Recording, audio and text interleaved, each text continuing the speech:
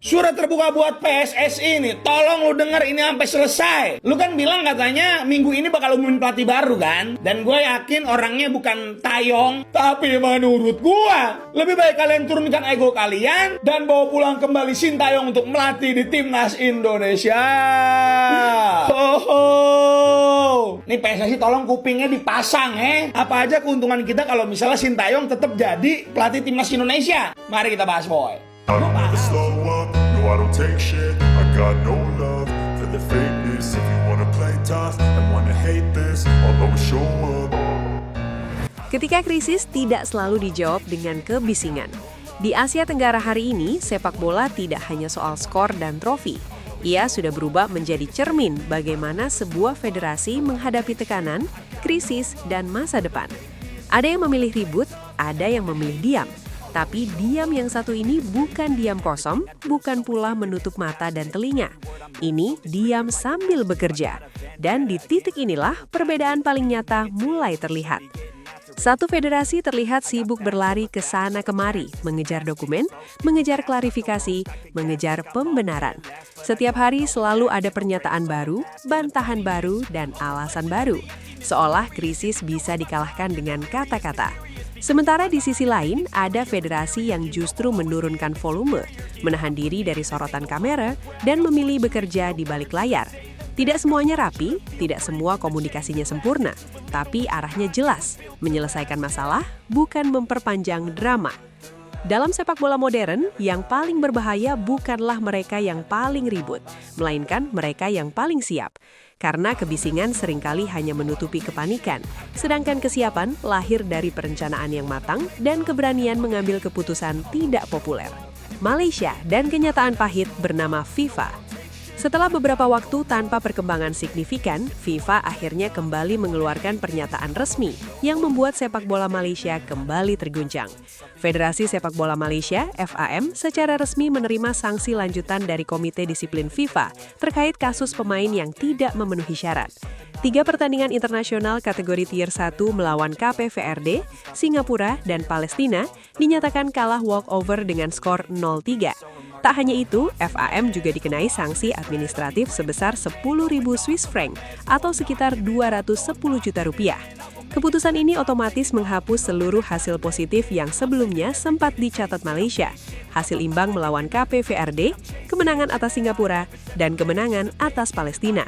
Semua lenyap, seperti tidak pernah terjadi.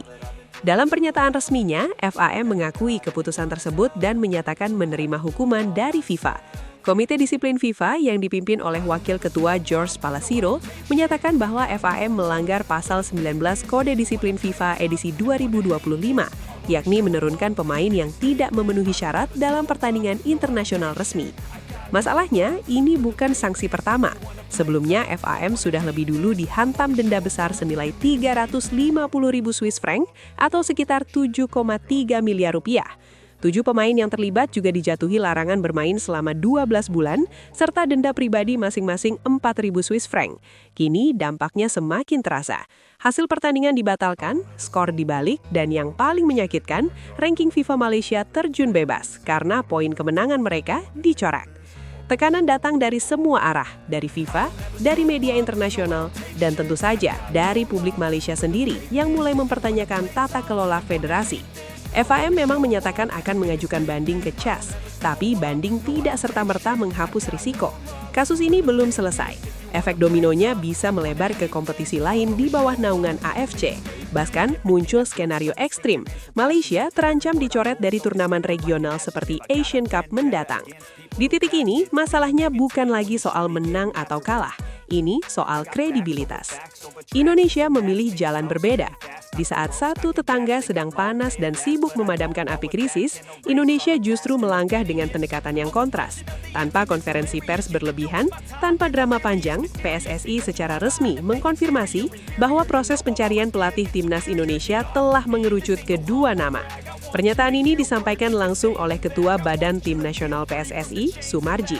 Ia menjelaskan bahwa dari hasil wawancara langsung di Eropa, tim seleksi telah mempersempit kandidat menjadi 2 sosok yang dinilai paling sesuai dengan kebutuhan timnas.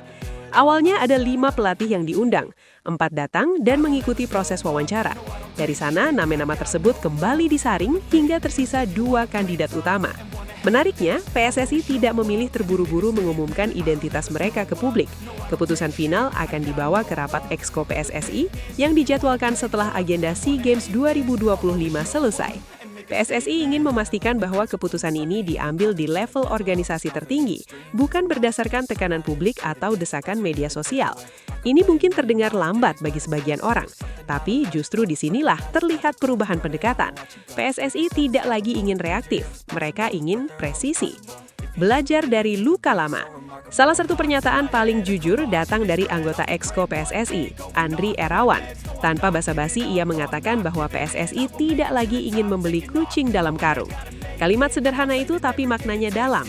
Itu adalah pengakuan bahwa PSSI sadar pernah salah, bahwa nama besar tidak selalu sejalan dengan komitmen, bahwa reputasi global tidak otomatis menjamin keberhasilan di konteks sepak bola Indonesia. Pelatih baru Timnas Indonesia tidak cukup hanya terkenal. Ia harus punya rekam jejak jelas, visi yang konkret, dan yang terpenting, komitmen penuh. Bahkan jika perlu, siap lebih banyak tinggal di Indonesia daripada di negara asalnya. Ini bukan soal popularitas, ini soal dedikasi. 2 nama, 2 filosofi. Meski PSSI menutup rapat identitas 2 kandidat, bocoran dari internal PSSI mengindikasikan bahwa nama-nama tersebut tidak jauh dari rumor yang beredar di media. Sosok seperti Giovanni van Bronckhorst dan John Hartman disebut-sebut sebagai kandidat terkuat. Van Bronckhorst dikenal sebagai pelatih dengan latar belakang klub elit Eropa. Prestasinya bersama Feyenoord, termasuk gelar Liga Belanda dan Piala KNVB, serta keberhasilannya membawa Rangers ke final Liga Eropa 2021-2022, menunjukkan kapasitasnya di level tertinggi. Gaya bermainnya modern, agresif, dengan pressing tinggi dan permainan sayap aktif. Sesuatu yang dinilai cocok dengan karakter pemain Indonesia. Namun, catatan pentingnya, ia belum pernah melatih tim nasional senior. Di sisi lain, John Hartman adalah spesialis proyek tim nasional. Ia membawa Kanada lolos ke Piala Dunia 2022 setelah penantian 36 tahun. Ia juga berpengalaman membangun kultur tim, mengelola pemain diaspora, dan menanamkan identitas permainan jangka panjang.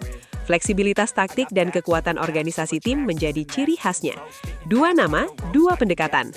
Klub elit versus proyek nasional, intensitas Eropa versus pembangunan kultur. Tidak ada jawaban absolut benar atau salah. Yang ada hanyalah soal kecocokan dengan kebutuhan Indonesia saat ini. Keputusan sulit tapi perlu.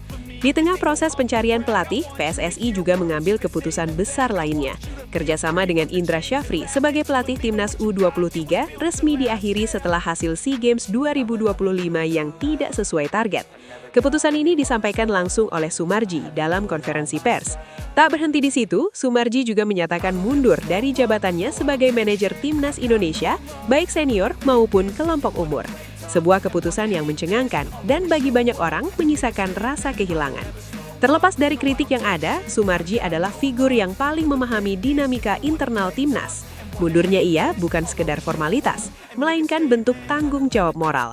Ini bukan keputusan populer, tapi sepak bola profesional memang tidak selalu tentang keputusan yang menyenangkan. Perbedaan cara merespons. Dan disinilah benang merahnya terlihat jelas. Indonesia tidak sempurna. Ada kegagalan, ada evaluasi, ada pergantian, dan ada rasa sakit dari hasil yang belum sesuai harapan. Tapi perbedaannya terletak pada cara merespons. Tidak ada saling lempar kesalahan, tidak ada drama berkepanjangan, tidak ada upaya menutup-nutupi kegagalan. Yang ada adalah keberanian untuk berhenti, menilai ulang, dan menyusun ulang. Kartunya sudah di tangan, rencananya sudah ada. Kandidat pelatih sudah mengerucut.